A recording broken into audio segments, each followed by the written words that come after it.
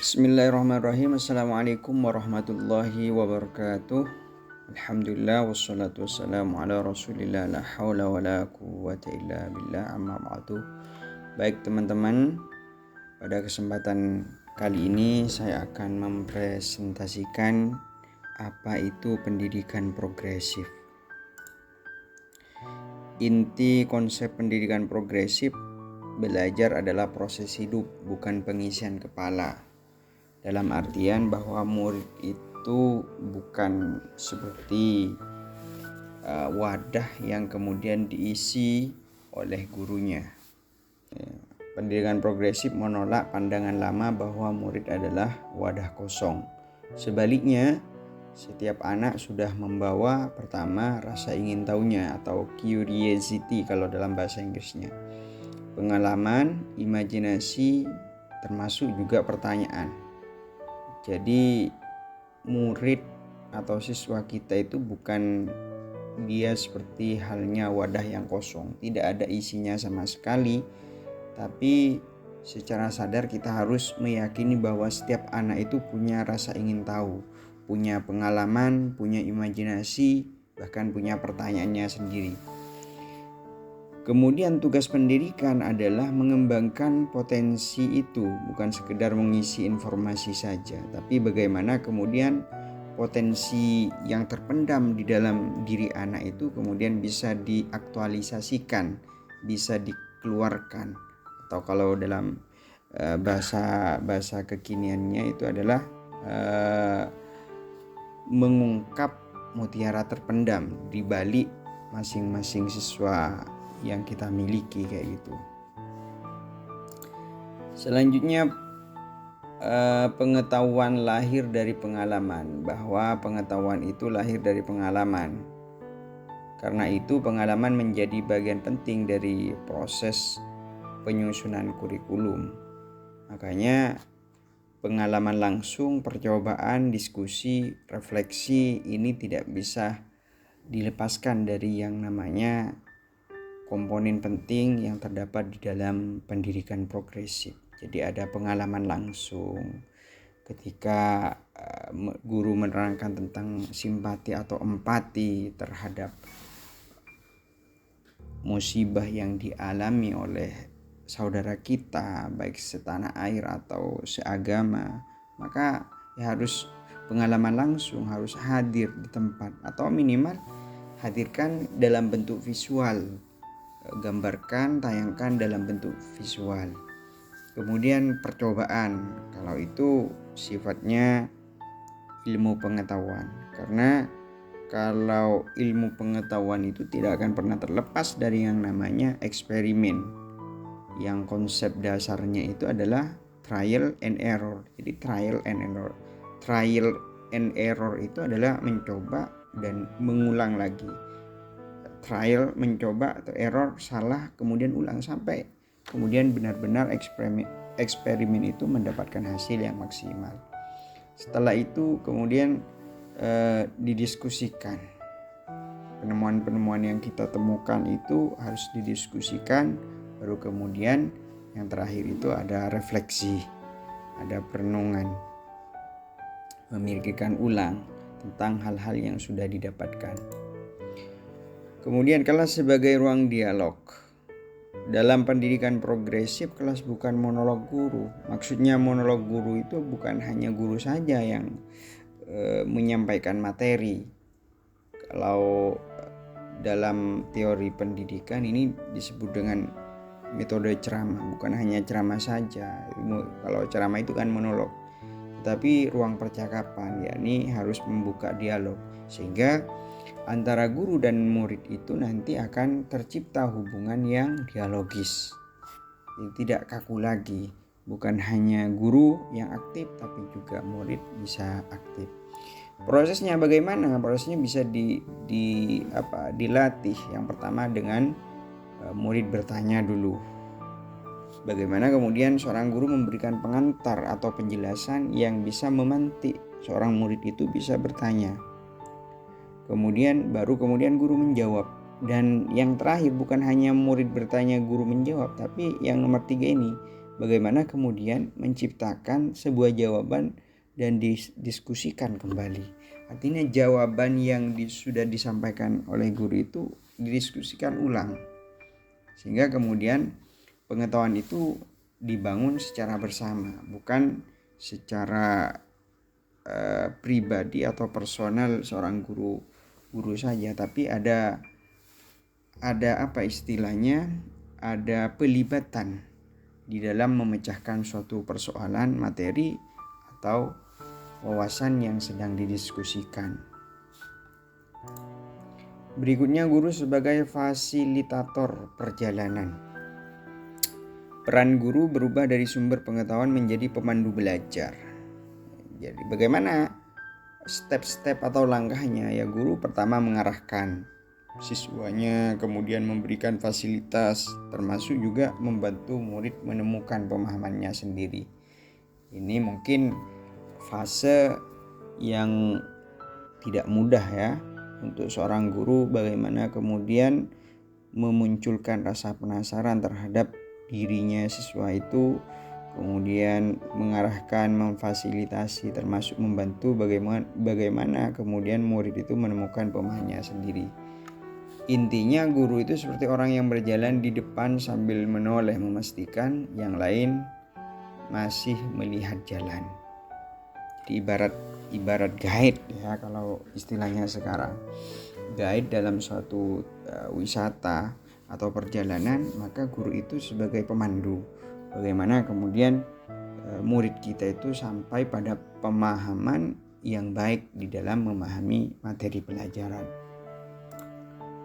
Selanjutnya, sekolah harus terhubung dengan kehidupan nyata. Pembelajaran tidak boleh terpisah dari dunia nyata, atau kalau dalam teorinya ini adalah contextual learning, harus dikaitkan dengan realitas. Contohnya belajar lingkungan ya harus observasi alam, harus keluar dari ruang kelas, bukan hanya berjibaku atau terjebak di dalam kelas saja. Kalau belajar sosial, melihat realitas masyarakat, bagaimana konteks atau realitas masyarakat kita secara ekonomi, secara pendidikan, politik, budaya, dan lain sebagainya. Kemudian kalau belajar sains, ini tidak terlepas dari yang namanya eksperimen langsung, uji coba langsung. Bagaimana sains itu bisa tercipta, bagaimana kemudian sebuah sains itu bisa menghasilkan produk dan lain semacamnya. Ya, contohnya misalnya kalau dalam ilmu pengetahuan alam, perubahan dari listrik ke panas, perubahan dari listrik ke gerak, dan lain semacamnya, itu kan bisa langsung dipraktikkan. Pengetahuan harus bermakna bagi kehidupan. Intinya memang harus ada feedback, ada timbal balik dari ilmu yang dipelajari, sehingga kemudian pelajaran-pelajaran yang dipelajari itu benar-benar relate atau nyambung dengan kehidupan nyata kayak gitu. Berikutnya, kesalahan adalah bagian dari belajar. Jadi dalam pendidikan, konsep pendidikan progresif itu, salah itu bukan suatu yang tabu. Salah itu merupakan bagian daripada proses belajar kayak gitu. Dalam pendidikan progresif, kesalahan bukan dosa akademik, tapi kesalahan adalah proses berpikir. Bagaimana dari kesalahan itu seorang murid bisa tumbuh dan berkembang daya pikirnya itu, bahwa yang dilakukan itu tidak baik, tidak benar. Tugas guru membantu memahami kesalahannya, di mana letak kesalahannya, kemudian memperbaiki cara berpikirnya. Bagaimana kesalahan yang terjadi di dalam pemahaman materi misalnya, atau cara berpikir atau cara pandang dan lain semacamnya. Hingga kemudian dari sini nanti akan tercipta yang namanya build self-confidence. Terbangun jiwa kemandirian. Kemudian encourage critical thinking, terdorong untuk memiliki daya pikir yang kritis. Termasuk juga ketika punya daya pikir yang kritis, ini tidak mudah terjebak dengan logika falasi atau logical fallacy. Selanjutnya, pembelajaran berjiwa demokratis. Setiap murid memiliki suara dan pendapat. Nilai yang ditumbuhkan saling mendengar, Ketika murid membacakan materi misalnya di dalam kelas, ya guru harus mendengarkan, menghargai perbedaan. Kalau ada perbedaan di sana pendapat, ketika diskusi, ketika musyawarah di dalam kelas, termasuk berani berpendapat. Murid tidak ditakut-takuti dengan adanya pendapat-pendapat yang mungkin menyimpang misalnya, tidak masalah. Tugas guru di sana menjadi fasilitator, yang salah nanti diperbaiki. Demokrasi dipraktekkan dalam interaksi kelas, bukan hanya diajarkan sebagai teori. Diberikan kewenangan, kebebasan bagi murid. Bebas tapi dalam konteks tetap berada dalam rel atau aturan yang memang sesuai dengan fakta ilmiah ataupun kaidah-kaidah yang berlaku di dalam konteks agama, kalau itu pelajarannya agama, seperti itu. Berikutnya, keberhasilan belajar tidak hanya angka. Pendidikan progresif tidak hanya melihat nilai ujian. Fokusnya bukan hanya nilai ujian, bukan hanya peringkat, bukan hanya skor rapor. Ini tidak menjadi pakuan utama atau pacuan utama ya, tetapi juga rasa ingin tahu. Bagaimana kemudian menumbuhkan rasa ingin tahu peserta didik, termasuk kemampuan kolaborasi bekerja sama antara satu dengan yang lain. Karena dengan adanya kolaborasi ini nanti apa yang tidak diketahui oleh siswa satunya bisa dibagikan kepada siswa yang satunya. Intinya akan terjadi sharing knowledge and experience, pertukaran pengalaman dan keilmuan di sana. Kalau kolaborasi di dalam kelas itu bisa berjalan dengan baik. Termasuk keberanian bertanya. Dari pengasahan critical thinking itu barusan seorang siswa kemudian diharapkan mampu memiliki keberanian untuk bertanya, termasuk kemudian tumbuh kepekaan sosialnya. Jadi kepekaan sosialnya itu benar-benar tumbuh, bukan anti empati dan lain semacamnya, tapi punya kecerdasan sosial yang tinggi. Berikutnya, yang terakhir, evaluasi sebagai refleksi. Penilaian berfungsi sebagai cermin belajar, bukan alat menghukum. Perhatikan lagi, saya ulang lagi bahwa penilaian berfungsi sebagai cermin belajar, bukan alat hukum. Evaluasi membantu murid pertama memahami apa yang sudah dipahami, kemudian apa yang belum, apa langkah belajar berikutnya. Ini sebenarnya fungsi daripada evaluasi itu. Sehingga dari adanya evaluasi itu nanti lahirlah yang namanya rekomendasi yang perlu diperbaiki oleh pengelola, oleh lembaga pendidikan, termasuk oleh guru tersebut. Sehingga kemudian bisa disimpulkan bahwa pendidikan progresif adalah pendidikan yang memandang belajar sebagai proses pengalaman hidup yang dialogis.